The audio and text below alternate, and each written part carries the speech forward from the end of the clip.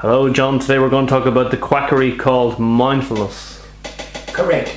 We've heard a lot about it lately, and some schools in the country now are practicing this mindfulness, but this newfangled idea of mindfulness, even schools in the west of Ireland, because they're floundering around with the lack of Catholic teaching in these schools, and the lack of the catechism being taught, and various other nonsensical stuff taught in its place. And now this transgender nonsense is going to be taught, and Dibba knows what. So mindfulness might seem the lesser of two evils, but is it? Is it fad or fakery? I'll just read a little bit here.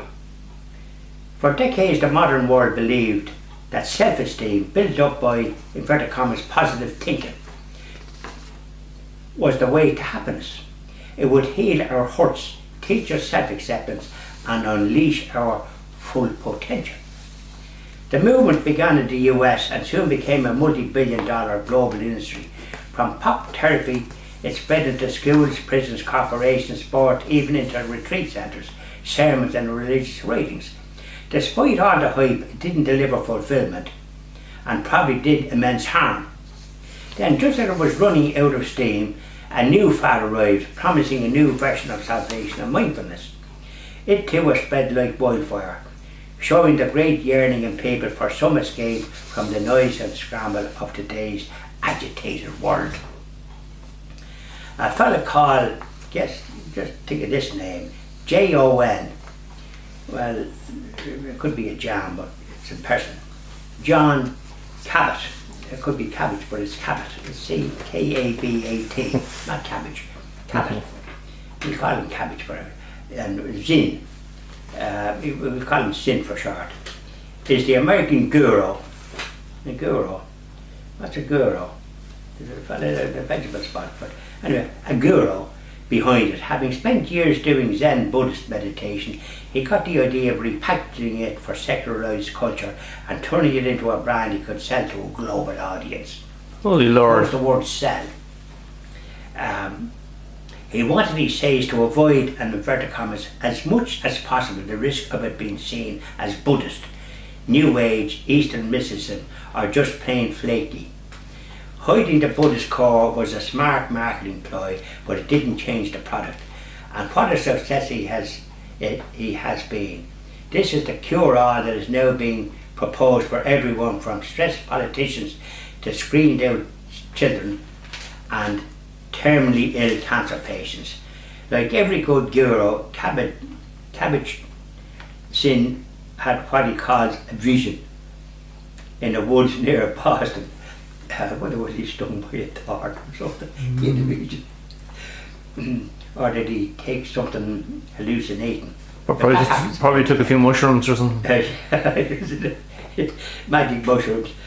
It lasted just 10 seconds. Oh, 10 seconds. But that was a sharp fix. But he saw in a flash not only a model that could be put in place, but also the long-term implications. He had the key to change or even save the world. Oh, save the world, because thus the movement began. Cabbage Zinn defines mindfulness meditation as the awareness that rises from paying attention on purpose in the present moment and non-judgmental. I can give you, John, just before you go any further, I can give you a perfect example of mindfulness. Yes. A dog. A dog lives in the moment. It doesn't think of tomorrow or yesterday. That's mindfulness. Yeah, that's because it's a dog and it wouldn't have a brain. It wouldn't know to go down to the supermarket and buy dog food. Yeah.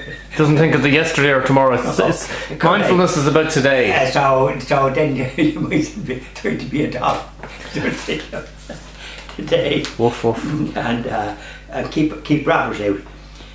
This is Buddhism light. With no interest in God or anything above us, it is custom made for our secular stage. No wonder it sells so well. Note the central focus on being non-judgmental. Another author says, the mindful individual strives to experience the world and the self as they are without judging and evaluating. But judging, especially about right and wrong, is a major part of what makes us human. Rejecting such judgments degrades us and destroys morality and the very possibility of society. The non-judgment ideology is really a mixture of Buddhism and 20th century pseudo-therapeutic nonsense. Certainly there is no room for Christ's persistent call for us to repent.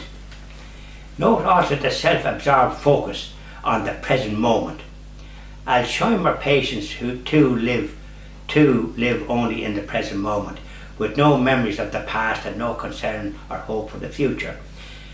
Cabbage Zen believes that meditation is the, inverted commas, radical act of love and sanity we need in today's world. Being self-absorbed, focusing on one's own breathing, attending to one's own body and mind as they are in the present moment is a very cosy kind of, inverted commas, love. It is easy to see its attraction. Gone is the cross, the demand for self-sacrifice that we soon face when we try to love people in the real world. How we can manage to love without self-sacrifice is not explained. There may be some short-term benefits from mindfulness, just as there may be from snake oil and smoking pot. But for a Christian, at least, there is better ways of receiving these benefits. Mindfulness is not a harmless form of meditation, but a kind of do-it-yourself, spirituality for secularists, for people who believe in nothing higher than themselves. The mentality it seeks to form is radically incompatible with the Christian faith. It ignores the reality of God and our call to worship Him. It assumes a pro-choice morality with no objective standards. It proposes a self-absorbed travesty of love, and whatever hope it offers is limited to this world. Instead of squandering their time on this fakery, seeking to numb their minds, Catholics would do far better by turning to the infinite riches of their own faith. You know, I think that explains mindfulness in its real form. But believe it or not, it's been practiced in a lot of Catholic schools. It shows you that the poor unfortunate teachers are deluded and don't know right from wrong. Well, John Malone, I'm off to Tesco's to get some mindful mushrooms. But I hope they're not these magic mushrooms. But No, mindfulness mushrooms, John Malone. Oh, what are them ones? Are they a new breed? New breed, exactly. They came from your man, the forester. Okay? The cabbage is in. Cabbage Zen. It's called cabbage. John. Is that his name, John, is it? No, it's not John. It's Jon. That could be anything. Okay, right.